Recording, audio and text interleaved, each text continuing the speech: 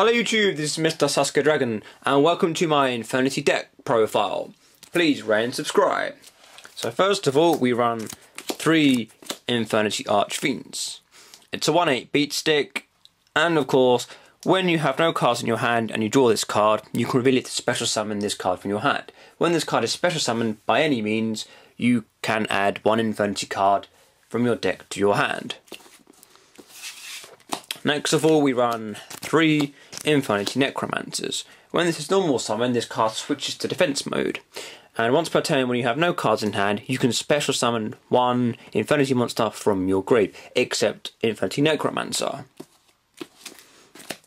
And of course, we run 2 Infernity Mirage. Now, this card cannot be special summoned from the graveyard. If you have no cards in your hand, you can tribute this card to select 2 Infernity monsters in your graveyard and special summon them. Now, of course, a lot of people will go and special summon 2 Infernity Necromancers and then start going for an Infernity Archfiend or an Infernity Avenger, and then start going off with the mass spamming synchros. And of course, with the 100 Dice Dragon Loop, this card really does come in handy. Then, of course, we run 2 Avenger. Running 1 was pointless because I rarely ever saw it anyway, and getting into the graveyard was incredibly hard. With only 1 for 1 and Foolish Burial in the deck, it really didn't help. Then we run 1 Dark Greffer, 1 Stygian. 2 was a bit too stupid, but I may put up to 2, depends. And 1 Armageddon Knight. Okay, now we go into the spells. We run 3 MSTs. Because now this is a 3 MST format, we might as well start using them to take rid of the back row. Then we run 1 Storm, 1 Reborn, 1 for 1 for ditching monsters from your hand to the graveyard and bringing a 4th that Avenger to the field. 1 Dark Hole, 1 Infernity Launcher, 1 Foolish, and 1 Reinforcements of the Army. Then we go on to the trap cards. 3 Infernity Barriers, the most expensive card actually in this deck. This card really is a boss.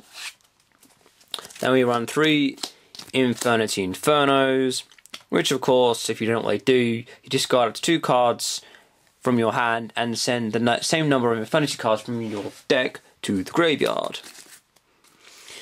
3 Infernity Breaks. This card basically does, when you have no cards in your hand, select 1 Infernity card in your graveyard and remove it from play. Select 1 card your opponent controls and destroy it. A really good card. 3 Call of the Haunted for those mass special summoning of Infernity Archfiend, so you can get a lot more Infernity cards to your hand quickly. 2 Warnings to stop your opponent making massive big plays. Huge Revolution Reversal. I chose this over Stardust because Stardust is alright, but Stardust can always be annoying. You can only use its effect once, and once it leaves the field, it's gone, it's dead, so there's no point using it. Plus, the Huge Revolution Reversal is pretty interesting because if they use a Storm, you can actually banish that Storm, so they can't even retrieve that Heavy Storm back from the graveyard, which I think is absolutely brilliant.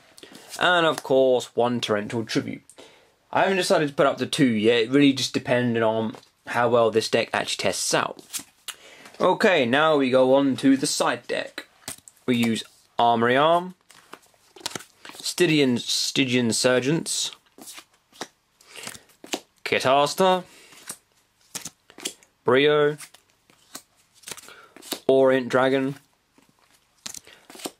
Gaia Knight, the Force of the Earth, Chaos King Archfiend, Black Rose, Void Ogre Dragon, a brilliant card in this deck, Stardust Dragon, Infernity Dune Dragon, Scrap Dragon,